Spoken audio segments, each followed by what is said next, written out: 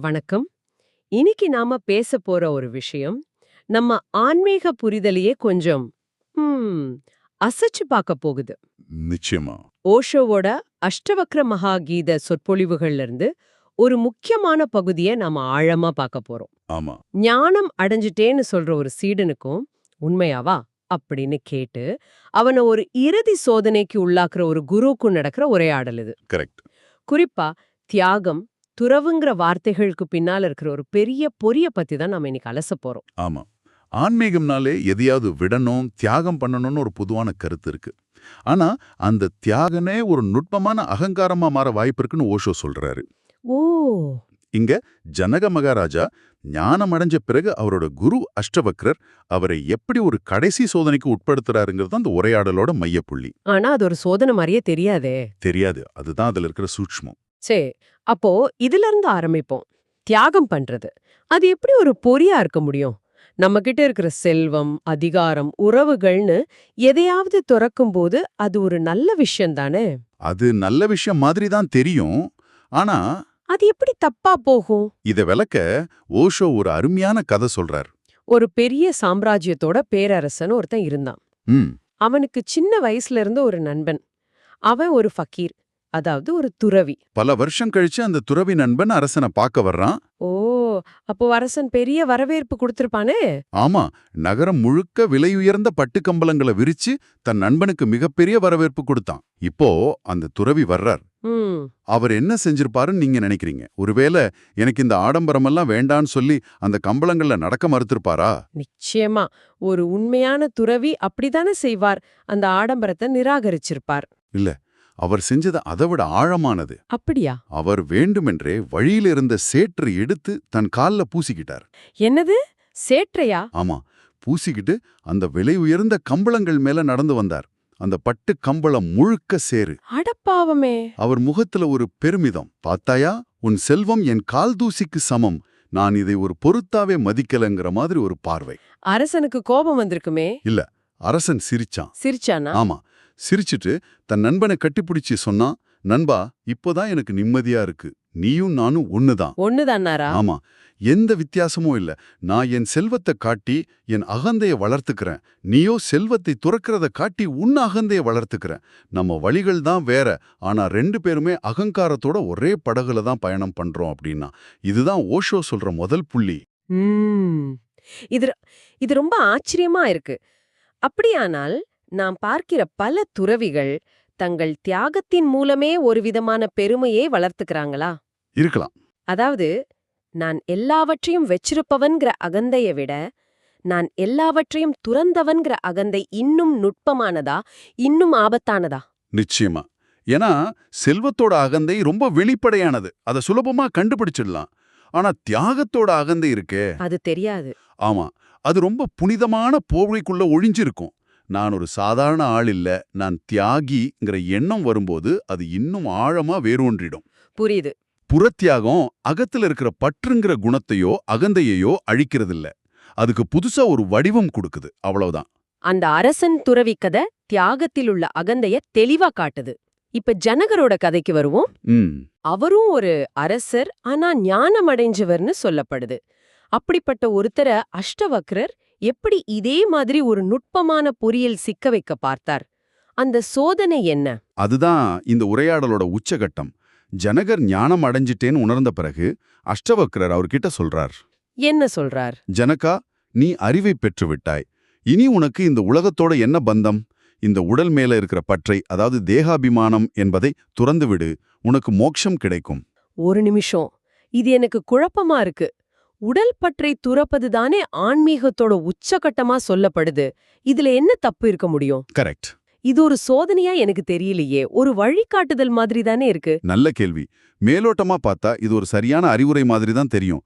ஆனா இங்கதான் அந்த பொறி இருக்கு. எங்க? இதை செய்தால் மோட்சம் கிடைக்கும் அப்படின்னு அஷ்டவக்ரர் சொல்லும்போது அவர் ஜனகரை மறுபடியும் செயல், விளைவு, ஆசைங்கிற வட்டத்துக்குள்ள இழுக்க பார்க்கறார். ஓ, ஒரு வியாபாரம் மாதிரி. ஆமா, நீ ஒரு காரியம் செய், அதுக்கு பரிசா உனக்கு ஒண்ணு கிடைக்குங்கிறது ஒரு வர்த்தகம். ஆனா ஞானம்ங்கிறது ஒரு வர்த்தகம் இல்ல. அது ஒரு செயலோட விளைவா வர்றது இல்ல. அது நம்மளோட இயல்பு. ஓ, புரியுது. நான் தியானம் செய்தால் எனக்கு அமைதி கிடைக்கும்னு நாம நினைக்கிற மாதிரி, ஆனா அமைதிங்கிறது நாம அடைய வேண்டிய ஒரு பொருள் இல்ல. அது ஏற்கனவே நம்மகிட்ட இருக்கிற ஒரு தன்மை. ஆமா. அத அடைய முயற்சி பண்றதே நாம அது இல்லன்னு ஒத்துக்கிற மாதிரி ஆயிடுது. சரியா சொன்னீங்க. மோட்சத்தை அடைய முயற்சி பண்றதே நாம இன்னும் மோட்சத்துல இல்லைங்கிற நம்பிக்கையில இருந்து தான் வருது. நாம ஏற்கனவே இருக்கிற ஒன்ன எப்படி அடைய முடியும்? கரெக்ட். இந்த நுட்பமான பொரிய ஜனகர் புரிஞ்சுகிட்டாரா இல்லையாங்கிறது தான் சோதனை. அப்படியானால் ஜனகர் இந்த சோதனையில எப்படி ஜெயிச்சார்? அவருடைய பதில் அது என்னவா இருந்துச்சு? ஜனகரோட பதில் அபாரமானது. அவர் கோவப்படல, குழம்பல. அந்த பொரியோட ஆழத்தை ஒரு நொடியில புரிஞ்சுகிட்டார். அவர் அஷ்டவக்ரர் விரிச்ச வலையில விழல. பதிலுக்கு அந்த வலையே கிழிச்சு எறிகிற மாதிரி ஒரு பதில சொன்னார். சில அற்புதமான உவமைகளை சொல்றார். என்ன உவமைகள்? முதல்ல சொல்றார், குருவே, நான் எல்லையற்ற ஆகாயத்தை போன்றவன். ஆகாயமா? ஆமா, இந்த உலகம் ஒரு சிறிய பானையை போன்றது. பானை உருவாக்கப்படலாம், உடைக்கப்படலாம். அதனால ஆகாயத்துக்கு என்ன நஷ்டம்? ஒண்ணுமில்லையே. பானை உடையும் போது பானைக்குள் இருந்த ஆகாயம் வெளியே இருந்த ஆகாயத்தோட கலந்துடுதுன்னு சொல்றது கூட தப்பு. ஏன்னா அது எப்பவுமே ஒன்னாதான் இருந்துச்சு. வாவ், இந்த ஓமை ரொம்ப சக்தி வாய்ந்தது. அதாவது நம்ம வாழ்க்கையில நடக்கிற நிகழ்வுகள், வெற்றி, தோல்வி, உறவுகள், உடல் எல்லாமே அந்த பானை மாதிரி. ஆமா, அவை வரும், போகும், உடையும். ஆனா நான் என்ற அந்த உணர்வு அந்த ஆகாயம் மாதிரி எதனாலையும் பாதிக்கப்படாம அப்படியே இருக்குன்னு சொல்றாரா? மிகச்சரியா புரிஞ்சுக்கிட்டீங்க. பானை உடையறதால ஆகாயத்தை நம்ம துறக்க வேண்டியதில்லை. ஏன்னா ஆகாயம் எப்பவுமே சுதந்திரமா தான் இருக்கு. அதுக்கப்புறம் 2வது உவமையை சொல்றார். நான் பெருங்கடலை போன்றவன், இந்த உலகம் அதில் தோன்றி மறையும் ஒரு அலை போன்றது. இதுவும் அருமையா இருக்கு. அலை கடல்ல இருந்து தான் வருது. அது கொஞ்ச நேரம் இருந்துட்டு மறுபடியும் கடல்லே மறைஞ்சிடுது. ஆமா, அலை தன்னை தனிப்பட்ட ஒன்னா நினைச்சுக்கலாம். ஆனா உண்மையில அது கடலை தவிர வேற எதுவும் இல்ல. அதேதான். அலை எழும்பும்போது கடல் உருவாகிறதும் இல்ல. அலை அடங்கும்போது கடல் அழிகிறதும் இல்ல. கடல் எப்பவும் போல இருக்கு. சரி, ஜனகர் சொல்றார், இந்த உடல், இந்த உலகம் எல்லாமே என்கிட்ட இருந்து தோன்றி என்கிட்டயே மறையுது. நான் எப்படி இதை துறப்பது, எதை ஏற்றுக்கொள்வது? இப்போ எனக்கு முழுசா புரியுது. இது நம்ம கண்ணாடிய தேடுற மாதிரி இருக்கு. ஆமா, அது ஏற்கனவே நம்ம கண்ணுல தான் இருக்கும். ஆனா அதை தேடி வீடு முழுக்க புரட்டி போடுவோம். தேடுறத நிறுத்தினாதான் அது எங்க இருக்குன்னு உணர முடியும். கரெக்ட். ஜனகர் சொல்றதும் அதுதான். துறக்க முயற்சி பண்றதே அது எனக்கு சொந்தம்னு சொல்ற மாதிரி. எக்ஸாக்ட்லி. அதனாலதான் ஜனகர் இறுதியா சொல்றார், இது ஞானம், அதாவது இதுவே ஞானம். இதுவே ஞானம். எனவே இங்கு தியாகம் செய்வதும் இல்லை, ஏற்றுக்கொள்வதும் இல்லை, கரைந்து போவதும் இல்லை அப்படின்னு முடிக்கிறார். ஆக துறப்பதற்குன்னு எதுவும் இல்ல. எதுவுமே இல்ல. ஏன்னா எதுவுமே எனக்கு சொந்தமானதா இருந்ததில்ல. நான் ஏற்கனவே முழுமையா சுதந்திரமா இருக்கேன். நான் புதிதாக அடையவோ இழக்கவோ எதுவும் இல்ல. இதுதான் ஜனகரோட புரட்சிகரமான பதில். அவர் அந்த சோதனையில ஜெயிச்சிட்டார். எடுத்துக்க வேண்டிய முக்கியமான பாடம் என்ன? உண்மையான விடுதலைங்கிறது எதுல இருக்கு?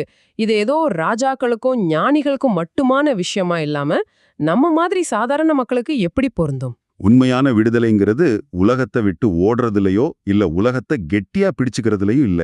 ரெண்டுலயுமே இல்ல. அது ஒரு கண்ணோட்ட மாற்றம். நான் அமைதியா இருக்கணும் அப்படின்னு நீங்க முயற்சி பண்ற வரைக்கும் உங்களுக்குள்ள ஒரு போராட்டம் நடந்துகிட்டே இருக்கும். ஏன்னா முயற்சி இருக்கும் இடத்துல டென்ஷன் இருக்கும். ஆமா, ஒரு அழுத்தம் இருக்கும். ஆனா நான் இயல்பாகவே அமைதிதான்ங்கிறத உணர்வதுதான் ஞானம். அப்போ நாளைக்கு நான் என் வேலைக்கு போகும்போது அந்த வேலையோட அழுத்தங்கள், வெற்றிகள், தோல்விகள் எதுவும் என்னுடையது இல்லைங்கிற உணர்வோட அதை செய்ய முடியுமா? முடியும்.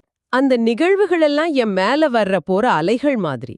ஆனா நான் பாதிக்கப்படாத பெருங்கடல்ங்கிற உணர்வோட இருக்க முடியுமா? அதுதான் நீங்க சொல்ற உண்மையான விடுதலையா? நிச்சயமா, அதுதான் உண்மையான துறவு. ஓஷோ சொல்ற மாதிரி துறவுங்கிறது எதையாவது விடுறதில்ல. மாறாக எதுவுமே எனக்கு சொந்தம் இல்லைங்கிற உண்மையை உணர்வதுதான் உண்மையான துறவு. அந்த உணர்தல் வந்துட்டான். அப்புறம் எங்க இருந்தாலும் ஒண்ணுதான்.